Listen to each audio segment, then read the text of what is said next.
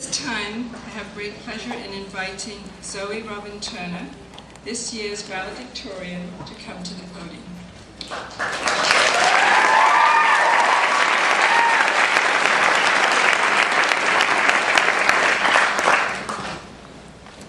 Good afternoon, friends, parents, siblings, teachers, administrators, grads. Welcome to York House School's Graduation Celebration 2008. My name is Zoe Robin. I am your valedictorian for 2008, and I would appreciate a round of applause after everything I say.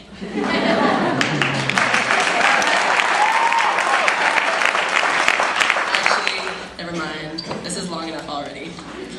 I am very honored to be able to both represent and address the grads today in speaking about our everlasting high school legacy. High school is truly a team sport, not a solo adventure, and the group of people that you're put with really does matter. I'm so happy I was on this team.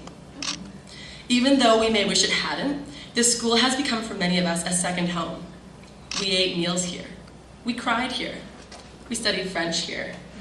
Sometimes we did all of those at once. I mean, how many of you know the school's phone number as well as your own phone number? Okay, some of you may not, but I bet most of you secretly do. The point is that the school is very close to our hearts. As well, the small community allowed us to form very close bonds with almost everyone. This makes it exceptionally hard to move on. That we are graduating today is truly a testament to our determination. We didn't chicken out.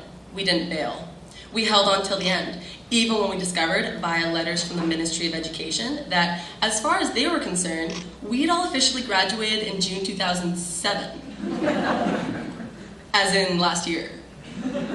In April, with AP exams looming, I found myself staring at my graduation transcript from the ministry, wondering what I was still doing going to class. Even so, I think any grad of 2008 can tell you we've gotten here fast enough.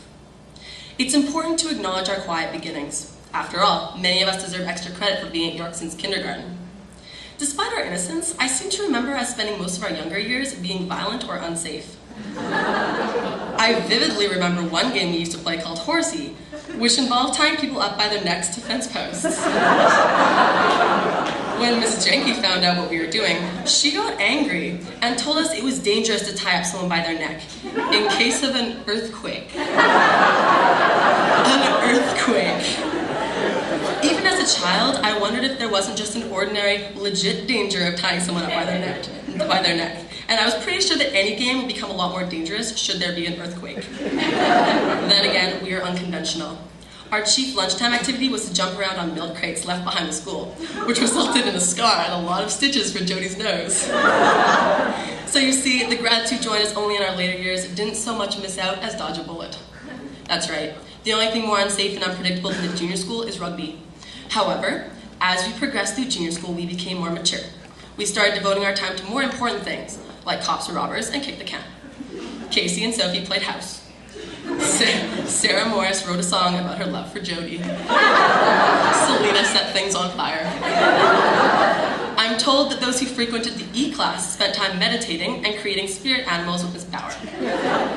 In the B class, our energy was primarily focused on training our snails for the big year-end snail race. According to our research, Sophie Snail was the most athletic and bound to win. Shockingly, Sophie Snail did not win, but spent the whole race wandering around in circles.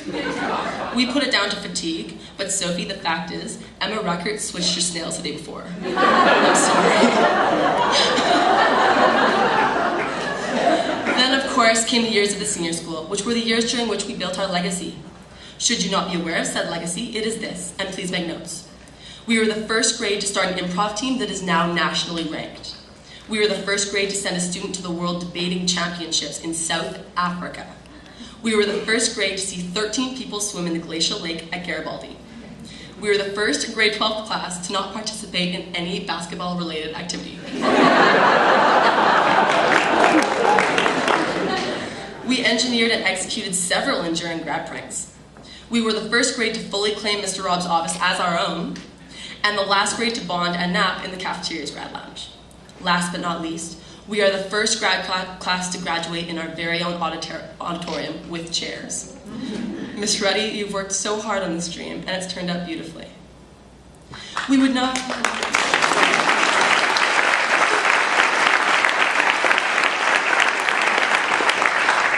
We would not in any capacity be able to claim to this legacy without the unending support of some very key teachers who have influenced us greatly. These teachers in the senior school, or as Mr. Ruse likes to be referred to as, the vessels of knowledge of the senior school, have truly changed our lives. Mr. Art Rob, your sage wisdom and guru-like calmness have been much appreciated. Mr. English Rob, you confuse us at times. Thank you for making us think. SJ, you have taught us how to be confident, how to go after what we want, and what a zygote is. I'm sure one day the fact that I know what a zygote is will serve me well. Mr. Abt, you have charisma, and you're one of the smartest people I've ever met. I'm sorry people stole things from your class on grad prank day. I really don't know where your recycling bin is. Miss Massel, Miss Chang, and Miss Keating, we appreciate your patience. Math is hard. Teaching math is just very brave of you. Mr. Bester, thank you for convincing us that when you're running around Shaughnessy in the rain in tiny shorts and you're in pain, it makes it harder if you stop. And Mr. Ruse, you've been a shining star for all of us at some point. We'll miss your loud voice and breadth of knowledge. Finally, Mr. Bach, you deserve unending praise for the number of students you've guided through music over the years.